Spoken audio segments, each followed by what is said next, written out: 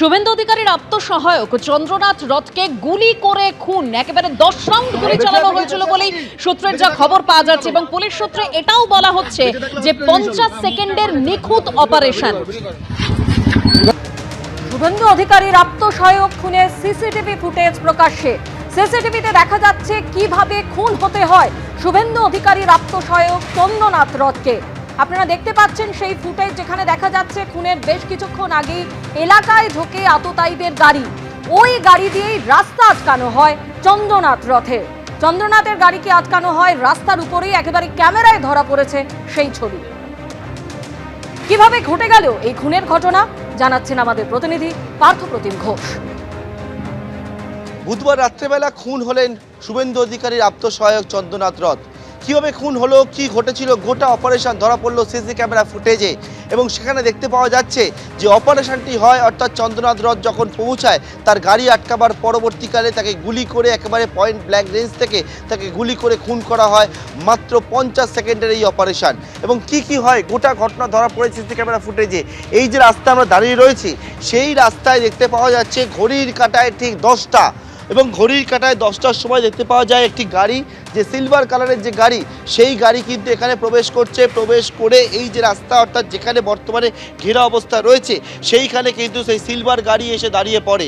এবং তার পরবর্তীকালে দেখা যাচ্ছে ঘড়ির কাঁটায় 10টা বেজে 8 হওয়ার পরবর্তীকালে 50 সেকেন্ডের মাথায় দেখা যাচ্ছে চন্দ্রনাথ রথ তার যে স্করপিও, সেই স্করপিও নিয়ে ঠিক 10টা 8:50 সেকেন্ডে সিসি ক্যামেরায় দেখা যাচ্ছে এই যে রাস্তা রয়েছে, এখান থেকে তার স্করপিওটা আসছে। এবং আসার পরবর্তীকালে ঠিক 10টা 8:50 সেকেন্ডে একেবারে তার স্করপিও যখন এইখানটা এসে পৌঁছায়, যে জায়গা পুলিশ বর্তমানে ঘিরে রেখেছে এবং যেখানে তাকে খুন করা হয়, সেটা হচ্ছে এই যে জায়গা, সেখানে সিসি ক্যামেরায় দেখা যাচ্ছে এখানে তার গাড়িটাকে প্রথমে দাঁড় করানো হয়। দাঁড় করাবার পর ঠিক গাড়ি যখন চন্দ্রনাথ রথের এই জায়গায় দাঁড়িয়ে রয়েছে, গাড়ির ঠিক এই প্রান্ত থেকে মোটর বাইককে দুজনকে দেখতে পাওয়া যায় অ্যাক্টিভিটি করতে, এবং সেখান থেকে হচ্ছে চন্দ্রনাথ রথকে লক্ষ্য করে তারা কিন্তু পরপর গুলি চালাতে থাকে। এবং গুলি চালায় যখন একেবারে চন্দ্রনাথ রথ গাড়ির বাঁদিকে যেখানে বসেছিল, গুলি চালাবার পর একেবারে গাড়ির ঠিক এই পাশে চলে আসে, তাদের মোটর বাইকে ওঠে। মোটর বাইকে ওঠে একেবারে 10টা বেজে 9 মিনিট 40 সেকেন্ডে দেখতে পাওয়া যাচ্ছে সেই মোটর বাইক এখান থেকে দ্রুত গতিতে কিন্তু যশোর রোডের দিকে বেরিয়ে যাচ্ছে। এবং তাতেই হচ্ছে আততায়ীরা দুজন সেই মোটর বাইকের মধ্যে বসে একেবারে হেলমেট পরা অবস্থায় যশোর রোডের দিকে চলে যাচ্ছে। এবং স্থানীয়রা যারা এখানে ছিলেন তারা কিন্তু গোটা ঘটনা দেখে আতঙ্কিত হয়ে পড়ে, এবং গোটা ঘটনা ধরা পড়েছে ইতিমধ্যে সিসি ক্যামেরা ফুটেজে। ক্যামেরা দিব্যেন্দু সিংহের সঙ্গে পার্থপ্রতিম ঘোষ, এবিপি আনন্দ।